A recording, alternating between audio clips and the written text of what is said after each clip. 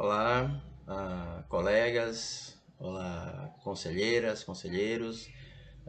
Eu sou Nildo de Almeida, integrante do mestrado em Extensão Rural da Univasf e com muita satisfação compartilho com todas, todos e todes a aprovação, né, entusiástica e integral do relatório 44 em nossa reunião de 25 de março desse ano.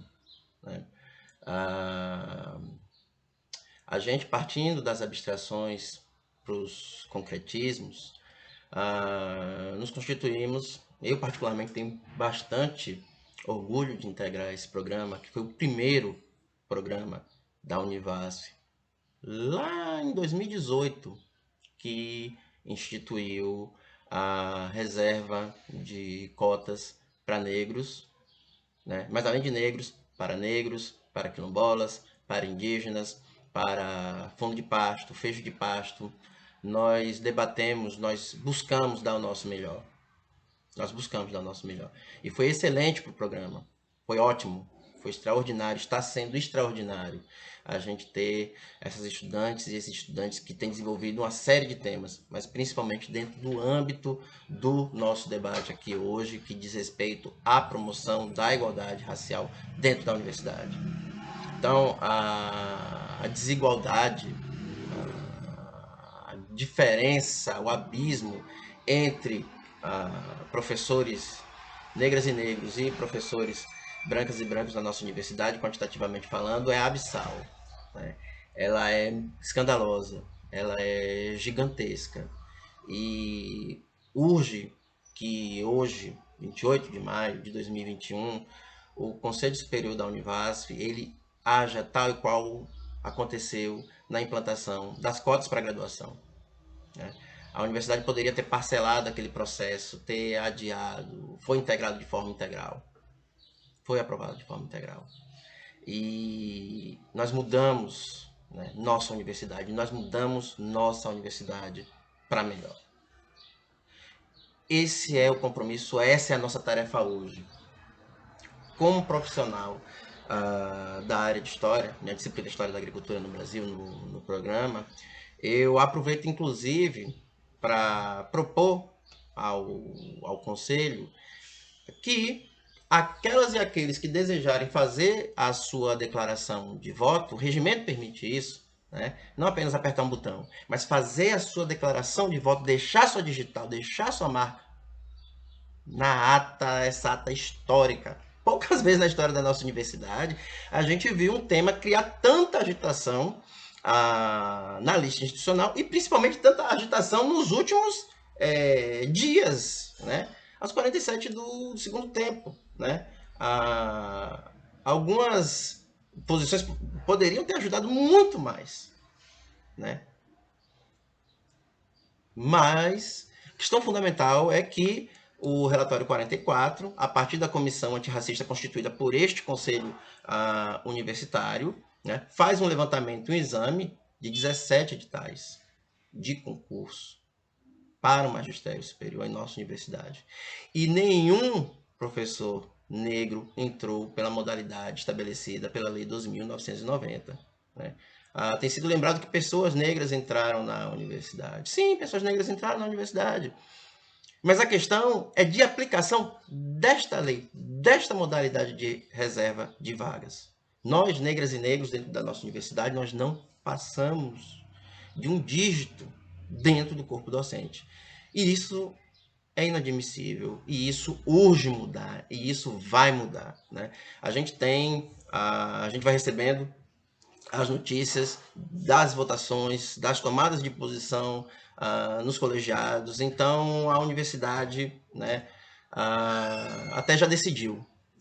A universidade até já decidiu, mas ainda assim é importante que a gente declare nosso voto.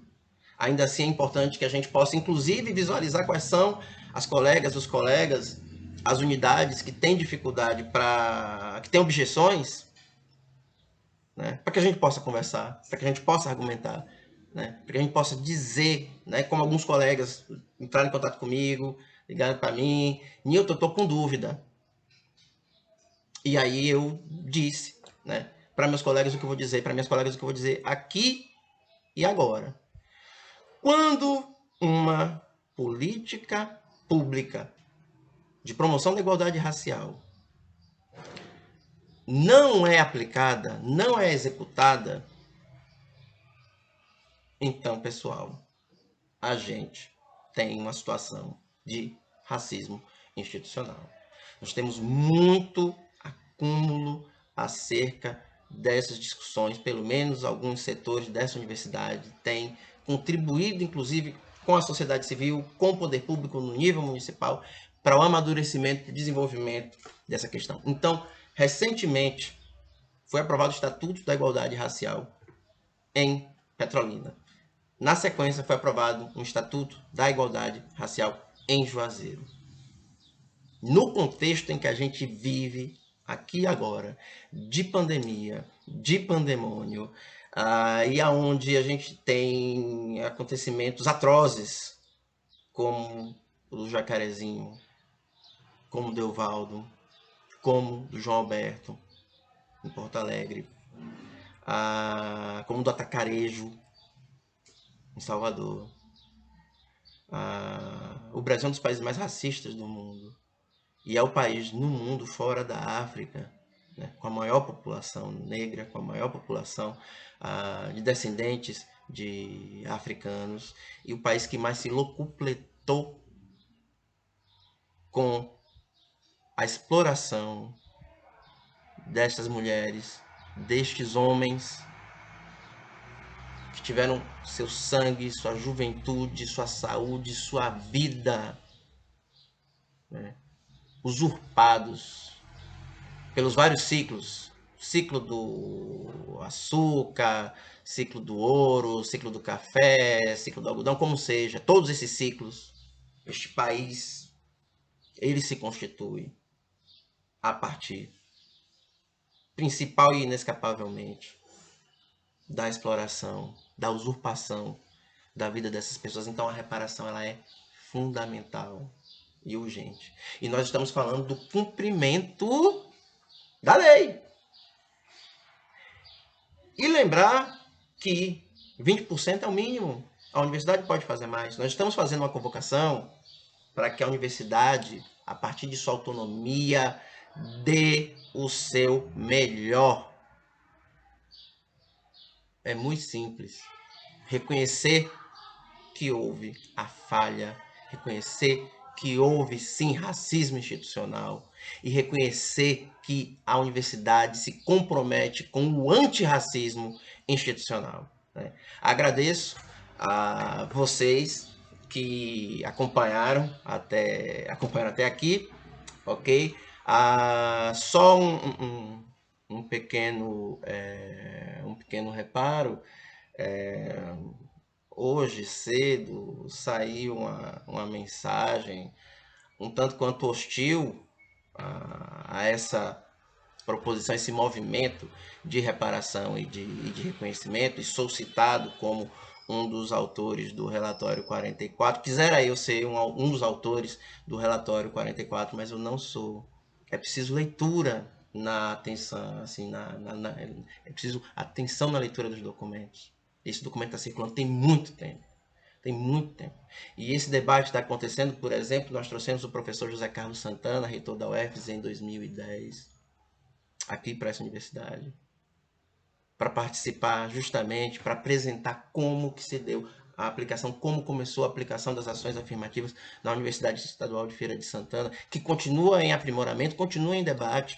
Também tem uma saudação, a nossa comissão de heteroidentificação também foi citada como uma das omissas ou responsáveis por essa situação, mas muito pelo contrário, a comissão de heteroidentificação tem trabalhado de forma intensa. A comissão de heteroidentificação tem colegas técnicos, técnicas, professoras, professores dedicados, negros e não negros, todos envolvidos em fazer o seu melhor, em aprender, em buscar capacitação e fazer com que os reais destinatários das vagas tenham acesso às vagas.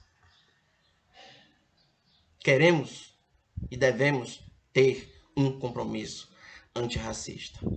É urgente, principalmente diante da desigualdade atroz que existe do ponto de vista racial, tanto dentro dos nossos muros como fora dos nossos muros. Encerro com uma saudação ao relator, aonde a gente tem ali um simples, mas tremendo exercício de empatia. Um tremendo exercício de empatia, que é uma coisa que falta bastante. Então, eu encerro, né, pedindo, né, conclamando, demandando que nós acompanhemos esse parecer pela aprovação integral das 3 recomendações do relatório 44, que a gente pode sintetizar em reconhecer que houve falha, reconhecer que houve racismo institucional e se comprometer com o desenvolvimento de uma agenda antirracista e, particularmente, um cumprimento rigoroso da Lei 12.990/2014, que trata do ingresso da reserva de vagas para candidatas negros e negros da administração pública federal. Podemos, inclusive, se constituir, nós vamos nos constituir a partir dessa aprovação em uma referência para o Velho Chico, para o Nordeste, para o Brasil. Nossa universidade, ela pode ser grande, depende de nós. Então, grato a todas, todos e todes.